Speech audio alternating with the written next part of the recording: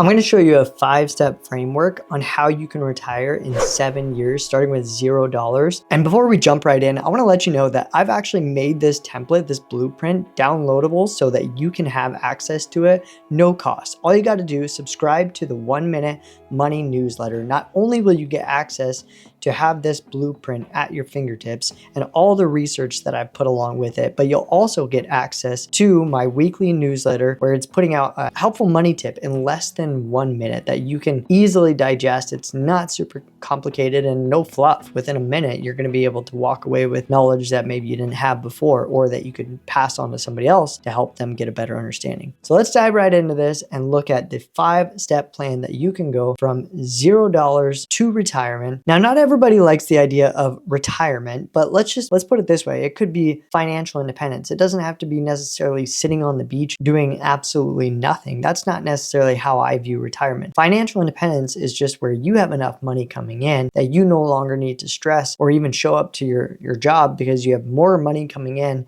than your expenses. I've known people and I've seen people do it in as little as 7 years, and that's the blueprint that I'm going to break down for you today. All right, we're going to dive right in. Step number 1 is to know your number. All right, now there's this guy, his name was Bill Bengen, and he in 1994, he was a certified financial planner, and his clients wanted to know how much do I need in order to be able to retire. And so what he found is 4% was kind of the magic number that you could withdraw 4% of your balance, your investable assets, so not including your house, each year, and then not run out of money, basically. In other words, we can reverse engineer that and say instead of 4%, maybe it's the 25 times rule where you multiply how much you spend per month. In this case, if it's $3,000, you multiply that by 12 months in a year, you get about $36,000.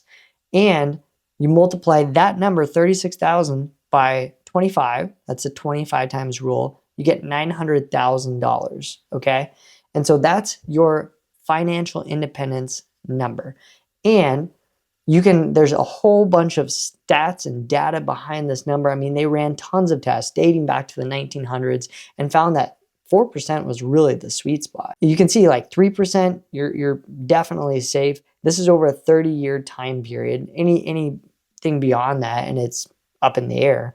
But 4% was kind of the number that they found that is going to be the safe withdrawal rate. Again, if you have $1 million invested, you can spend $40,000 per year forever and likely never go broke. Here's another example of if you've got $2.5 million, you can basically take $274 a day or $100,000 per year and comfortably live off of the 4% rule. So that's step number 1, is we got to know your number. Step number 2, we've got to make sure that you've got a solid financial foundation built.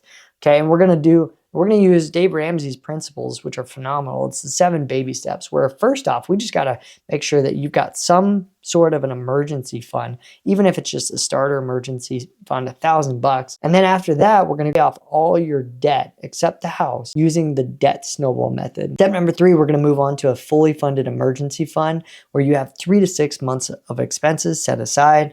And then after that, we're going to invest 15% of your income for retirement. We're going to pay for the kids' college and pay off the house early. 4, 5, and 6 are done at the exact same time. And then after that, we're going to build wealth. Basically, what I want to point out here is we just need to make sure that we've got no debt, no consumer debt. That's going to be the best way. Like, there's a whole bunch of different ways that you could tackle this. My opinion is that I like to go without the debt. And the reason being, what I tell clients, it's like climbing a mountain. Having weights shackled around your ankles, it just makes it that much harder to make progress when you feel that constant burden being on you, being that debt. So 59% of Americans have less than $1,000 in savings. Just building up that savings fund, that initial savings fund, will already get you ahead of most. Then when it comes to the debt snowball, this is what I mean by that. So you're going to start by paying the smallest balance, and then anything extra, you're going to throw that onto the minimum payment. So for example, if you've got a student loan and it's $1,500, that is the smallest of these balances. And then you're going to take any extra that you can throw, say $300, towards the minimum payment. When you get the student loan paid off, now you've got the $20 minimum plus the $300 extra that you had. Now you've got $320 that you can throw at this credit card. And it's just going to snowball its way until you get all of your debt paid off. An emergency fund, though, is simply it's just in case money. So I want you to have a 3 to 6 month expense for an emergency fund eventually, but not right away. And what that doesn't mean, like it doesn't mean that you're going to go be buying Coachella tickets, like, right? These are for emergencies. These are for rainy day funds that you're setting aside and you're giving yourself very little access to so that you can actually make progress on your goals without touching the emergency fund, right? Step number 3, we need to find what is your savings rate. Now, a savings rate is simply where you take your savings divided by your income, and that's your savings rate. So for example, if you've earned 75,000 and you save 15,000 of that, it's going to be 20%. Or if you earn $250,000 and you save 37,500, it's 15%. Now, the reason this is important is because it gives you a really good idea of how long you're going to need to work until you've hit that financial independence number that we looked at in step 1. And ultimately, what we're looking for is if we want to retire in 7 years, we need to be saving about 75% of our income, which before you leave here, like that is a huge number. I get that. At the same time, there's people who have saved 75, myself included. I was saving 70 to 80% of my income. And it depends on the season of life, right? Like not everybody's going to be able to do this, but this is just the goal, right? For some, if they want to hit an early retirement, is you have to increase your savings rate. And here's a chart that says based on how much you're saving, how much of your income you're saving, 75%, you could be able to be financially independent in as little as 7 years. Here's the problem. The average US savings rate is only about 3.6%. It's not very high. And this is a problem. Saving only 3.6% is a massive problem. It's going to take over almost 70 years in order to hit financial independence at a 3.6% savings rate. The average income in the US per person is $63,795. This is before taxes. So after taxes, we're looking at about $55,000 a year. $4,500, almost $4,600 a month. That's the number that we're going to be going off of. And when we look at cost of living in the United States, the average cost of living is about $1,181 for a single person, excluding rent. When you factor in rent, let's just say that we do the 1-bedroom apartment and we're going to do it inside the city center for $1,745. Those are the numbers that we're going to use. So when you look at cost of living in the US, it's going to be almost $1,200 just to live based off these numbers. And then it's going to be about $1,800 for rent. That's $2,900 just to live in the US. That doesn't include any fun purchases or going out drinks with friends. That's just the bare necessities. It's just the food. It's just the utilities, the rent, transportation. Those are the bare minimums that you need in order to live. And so, it costs you about $3,000. That's per person living in the United States. So what that means is if you were to take the average income, again, which is almost $4,600 minus the cost of living, you're left to save about $1,655. So where it should be the savings rate in the US, but it's not, as we already looked at, the savings rate should be about $1,600 per individual per month. And you divide that by the income, the savings rate should actually be closer to 36%. So somewhere we're blowing about 33, 32% in every single month. And for the most part, I can show people exactly where that's going. And I shouldn't say necessarily blowing, right? There's going to be expenses that are going to be worth your while. Maybe not financially, but you got to live a little bit. But this is still a 36% savings rate. And if you want to retire in 7 years, the question is, how can we get this up to 75%? So what would 75% actually be? It'd be about almost $3,500 that you would need to be able to save each month off of a $4,600 income to hit 75% savings rate. And it means that you only spend about $1,100, $1,150 per month. that which seems next to impossible, especially when you factor in rent alone is going to be more than the cost of that. But I'm going to show you exactly how we could do that in this next step. All right, step number 4, we are going to look at increasing your savings rate. So how are we going to do that? Well, there's 2 different ways. One is we're going to keep more money in, and 2 is we're going to bring more money in.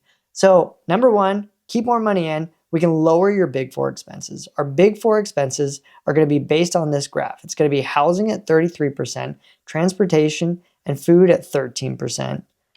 Transportation is 16%, food at 13%, insurance is about 12%, and then we've got all these other expenses that some might be necessary and some might not be as much. So one way to do that is to lower expenses. Then we're also going to look at raising income. And we can do that by working longer hours, we're earning more overtime, we can have side hustles, we can ask for a promotion, and we can sell stuff that we no longer need. All of that to get our income up. So here's a real life example of somebody that I know is saving really close to 75% of their income. And the way that they're doing that is that what they're doing is they're actually house hacking. And if you haven't heard of house hacking before, it's basically what this picture is about, where you've got 4 different rooms, you live in one of them and you rent out the other 3. On a $1,500 mortgage, which let's be honest, who has a $1,500 mortgage on a single family home today? Maybe if you bought it years ago, but if you go out and get a new mortgage today, good luck getting a $1,500 mortgage. But the point is still the same, because these numbers could all be higher. It might be $2,500 for a mortgage and you rent out each of these rooms for $750 or $800. But the point is, these 3 renters that you have as roommates are going to be able to cover the cost of the mortgage and basically allow you to live rent-free. So mortgage $1,500, rent 1, $500, rent 2, $500, rent 3, $500. You pay 0. Now you've got other fees to factor in and other expenses. Totally understand that. But I know someone who is house hacking and they're able to save almost an additional 33%. Remember how I said the average budget in the US is about 33% that goes towards housing? So if you can save 33%, you're making significant headway to increase your savings rate. Now, this other person, this person that I know, they also are riding their bike to work, which saves them, lowers their expenses, their transportation expenses from 16% down to about 4%, saving 12% each month. And they eat mostly at home, which saves them another 8% that they get to then throw at their savings rate all the more.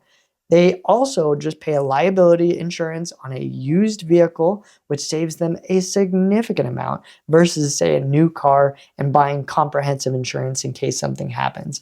And finally, they're investing 10% and getting a 3% match on their 401k, which adds another 13%, bringing their savings rate up to 75% of their total income.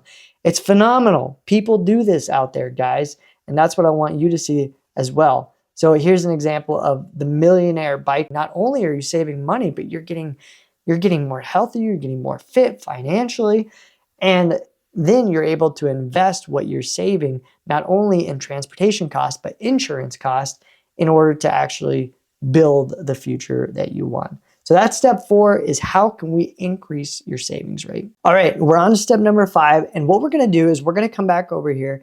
And now we figured out how we can live on $1,100 a month. We're house hacking, we're riding our bike to work, we're eating frugally, we're not really spending luxuriously, and only temporarily. I mean, it doesn't have to be a forever thing.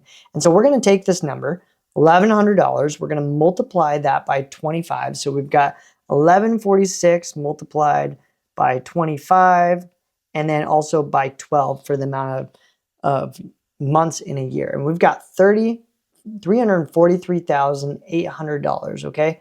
So $343,800. And so we're going to use the savings goal calculator to kind of reverse engineer how much are we going to need to invest in order to hit $343,800 over the next 7 years. And in this case, at a conservative 8% annual return, we would have to contribute $3,210.87 every single month for the next 7 years in order to hit $343,800, which with the 25% times rule, we're able to live off of 4% of that, and 4% of that is going to cover our cost of living over here, which was just $1,100 per month. So you're saving right here $3,500 per month, which again, when we look at it and backtrack it, this says you only need to save $3,200 and invest it into something that returns 8% annually, which who knows if it's going to over the next 7 years. But this is just an example that if you were to hit these numbers and everything was to line up perfect, over the next 7 years, you invest $3,200 and you have $350,000 over the next 7 years, 4% withdrawal rate. Now you're looking at being able to potentially be able to step away or at least have more options because you've hit that financially independent number, right? That's a 5-step blueprint on how you can retire within the next 7 years. If you've got questions or you just want to learn a little bit more, or maybe you want to download this, again, I'll drop the link right below this video so that you can check it out. And if you've got questions, feel free to let me know. I respond in all the comments. Otherwise, if you enjoyed this, I'd appreciate it if you gave it a like and subscribe, and we'll see you in the next video.